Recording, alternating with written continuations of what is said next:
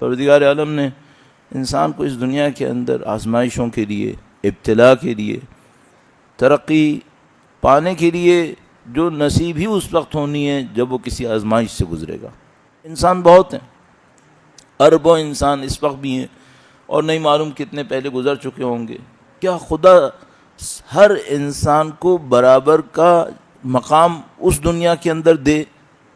اگر یہ کرنا ہو تو وہ پھر درخت ہیں، وہ پتھر ہیں، وہ جانور ہیں۔ انسان کچھ اور ہے۔ انسان وہ ہے جس کو اپنی مرضی سے اپنے مقدر کو طے کرنا۔ انا ہدیناہ السبیل اما شاکرا و اما کفورا، راستہ خدا بتائے، انسان طے کرے کہ بھئی اب میں نے کس راستے پہ چلنا ہے۔ اگر ایسا ہے تو پھر امتحان ہونا ضروری ہے۔ بعض اوقات دوست احباب کسی مشکل سے گزر رہے ہوتے ہیں زندگی میں، اور بعض اوقات وہ مشکل واقعاً سخت ہوتی ہے، آسان نہیں ہے۔ انسانوں کی مشکلات کو آپ سنیں تو واقعاً ہمیں اندازہ ہوتا ہے کہ بھئی جو مشکل سے گزر رہا ہے وہ کس طرح سے گزر رہا ہوگا۔ تو ان کے لیے 2 پوائنٹس ان کے لیے خدمت میں عرض کروں گا۔ درود بھیجے گا محمد و آل محمد پر، صلی علی محمد و آل محمد وعجل فرج۔ پہلا نقطہ ان لوگوں کے لیے جو مشکلات سے گزر رہے ہوتے ہیں ان کی خدمت میں عرض کروں گا کہ جس خدا نے ہمیں اور آپ کو خلق کیا ہے، جس خدا نے ہمیں طاقت توانائی دی ہے، اسی خدا نے یہ مشکل دی ہے۔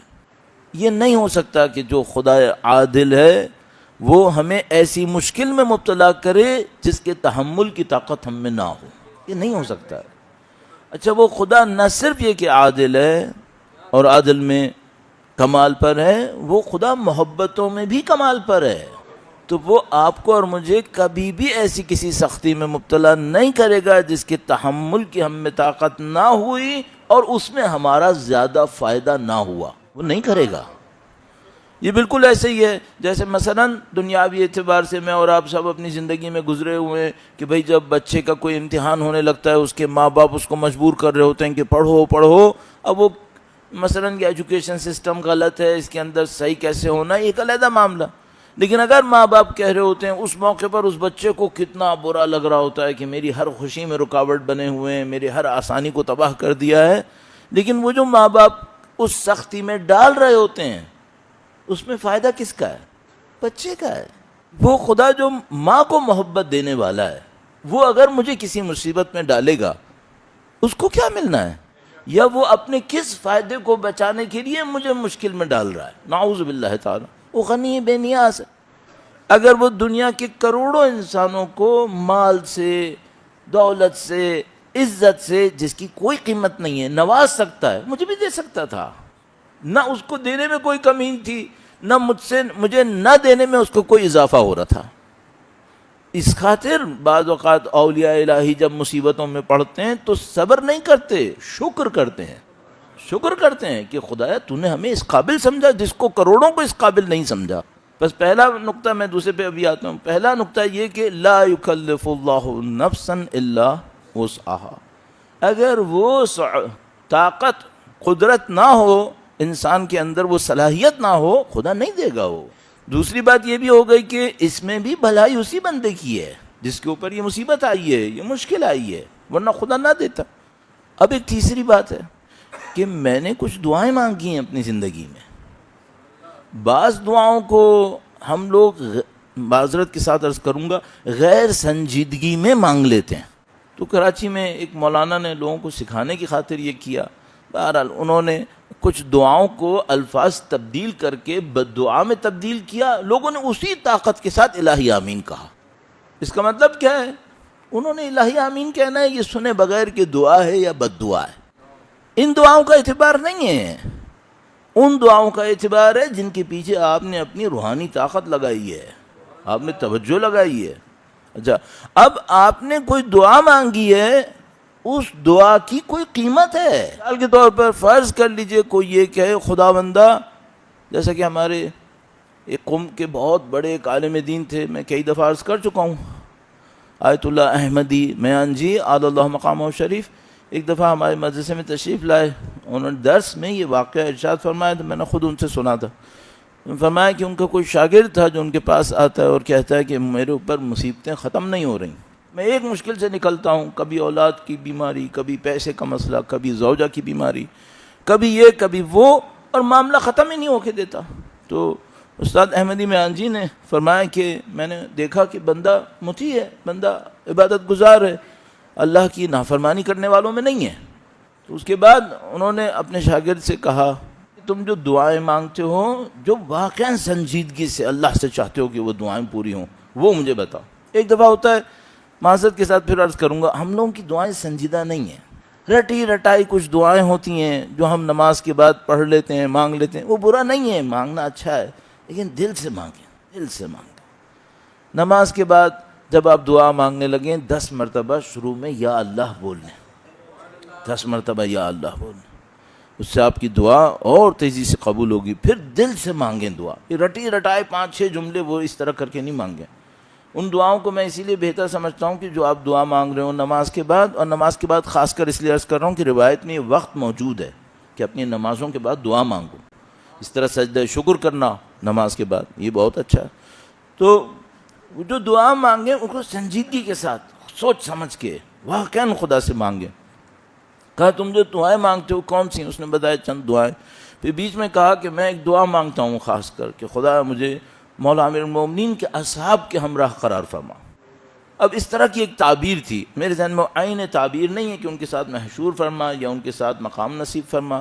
تو استاد نے کہا کہ تم اس دعا کے مانگنے کے بعد جو مشکلات اب تک بچا چکے ہو وہ کچھ بھی نہیں ہے، وہ کچھ بھی نہیں ہے۔ اصحاب امیر المومنین سولیوں پہ چڑھے ہیں، اصحاب امیر المومنین نے گھر جلوائے ہیں، اصحاب امیر المومنین ابو ذر کی طرح صحراؤں میں شہید ہوئے ہیں۔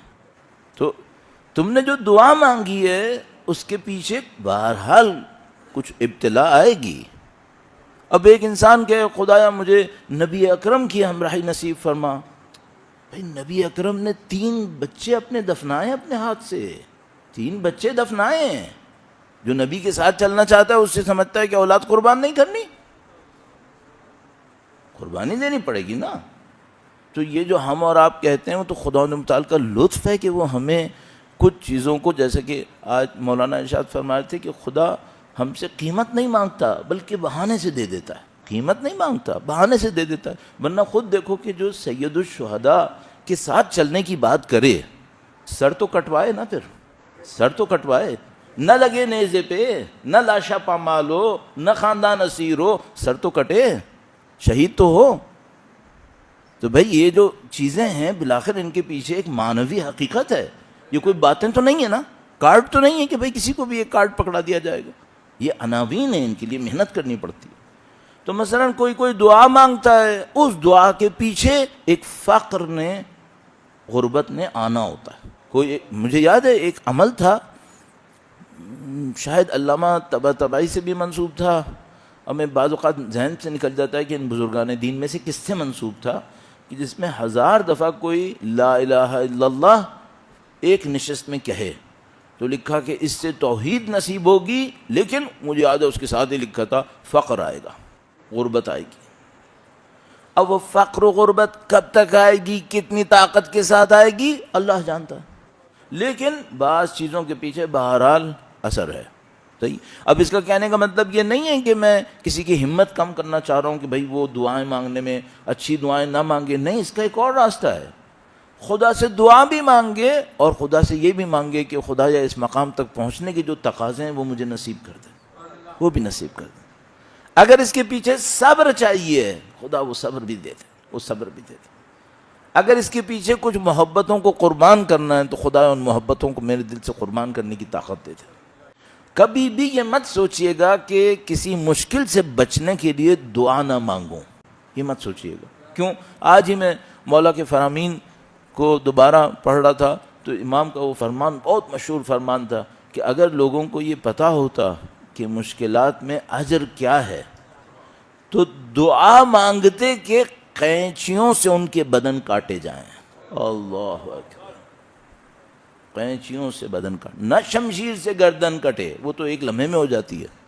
تو یہ جو ابتلا ہے اس سے ڈر کے کوئی کہے میں دعا نہیں مانگو، نہیں، دعا مانگو، تمام تقاضوں کے ساتھ مانگ دو، سب کے ساتھ مانگ دو، ہمت مانگو، جرأت، انسان کے اندر طاقت ہونی چاہیے۔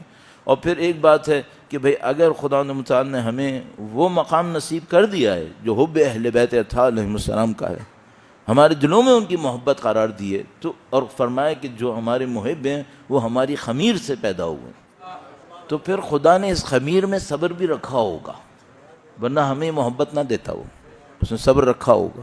تو طاقت اور توانائی کے ساتھ انسان اس دنیا کو گزار لے، اور انشاءاللہ اہل بیت اطہار علیہ السلام کی تعلیمات پر عمل کرتے ہوئے انشاءاللہ اس دنیا میں بھی ان کے سامنے سرخرو رہے، اور اس دنیا میں بھی انشاءاللہ ان کی محبتوں اور ان کی شفقتوں اور ان کی شفاعتوں کو حاصل کرنے کے قابل رہے انشاءاللہ تعالی۔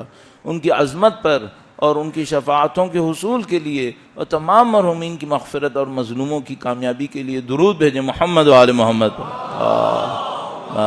صلی علی محمد محمد